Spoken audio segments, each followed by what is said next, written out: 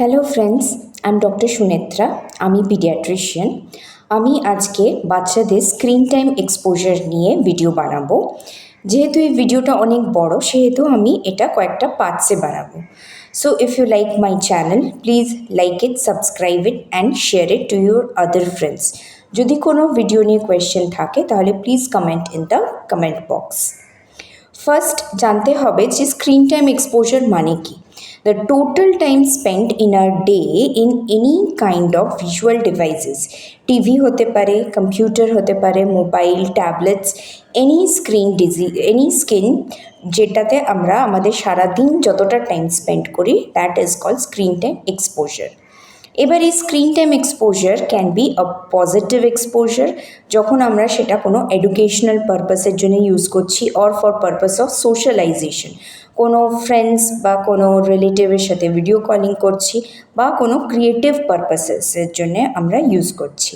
আবার this can be have a negative screen time exposure, যখন আমরা কোনো ডেঞ্জারাস সাইট অর কোনো ইনঅ্যাপ্রোপ্রিয়েট পর্নোগ্রাফিক সাইটস এক্সপ্লোর করছি, কোনো ইনঅ্যাপ্রোপ্রিয়েট কন্টেন্ট দেখছি, বা কোনো ভায়োলেন্ট ভিডিও গেমস প্লে করছি। So that is known as the negative screen time exposure. যদি স্ক্রিন টাইম দেখতে দেখতে আমাদের যে অ্যাক্টিভিটিস অফ নর্মাল লাইফ বা যে ডেলি রুটিন আছে সেটা যদি অল্টার হয়ে যায়, তাহলে that is known as the excessive screen time exposure. Like যদি ঘুমের টাইম কমে যায়, প্লে টাইম কমে যায়, ফ্যামিলির টাইম ডিস্টার্বড হয়, খাওয়ার টাইম বা পড়াশোনার টাইম হ্যাম্পার হয়, then that is called excessive screen time exposure. এবার এই স্ক্রিন টাইম এক্সপোজারের সাইড এফেক্টস, যেরকম ফিজিক্যাল সাইড এফেক্টস হতে পারে, like eye strain, increasing refractive error, ছোটো ছোটো বাচ্চাদের চশমা হয়ে যায়। Then there can be neck pain, back pain, there can be certain mental problems, like ছোটো বাচ্চারা দেরি করে কথা বলতে শিখছে, বা কোনো other problems like depression, anxiety, বা there can B even features of hyper activity and impulsivity, বা অ্যাটেনশন ডেফিসিট, পড়াশোনা করতে অসুবিধা হচ্ছে। তাছাড়া সোশ্যালাইজিং প্রবলেমস, অন্যদের সাথে কথা বলতে, খেলা করতে, মিশতে, অন্যদের সাথে সোশ্যালাইজ করতে আমাদের প্রবলেম হচ্ছে।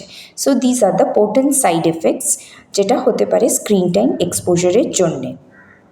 এবার there are certain guidelines given by various authorities, like IAP has given us certain guidelines যেটাতে আমরা appropriately how to deal with this screen time exposure কিছু aspects দেওয়া আছে। ফর এক্সাম্পল, যে কোনো ছোটো বাচ্চা less than 6 months of age, there should not be any screen time exposure. 6 মাসের নিচের বাচ্চা যাদের very high level of brain development হচ্ছে, the brain is still in the immature phase, সেখানে কিন্তু স্ক্রিন টাইম এক্সপোজার দেওয়া উচিত নয়, একদমই উচিত নয়। স্পেশালি ফর পারপাসেস লাইক খাওয়ার সময় শুধু দেওয়া হয়, ফর ডিস্ট্র্যাক্টিং পারপাসেস, সেটাও করা উচিত নয়। At 2 years of age, gradually we can introduce them to the digital screen, but also for very limited time.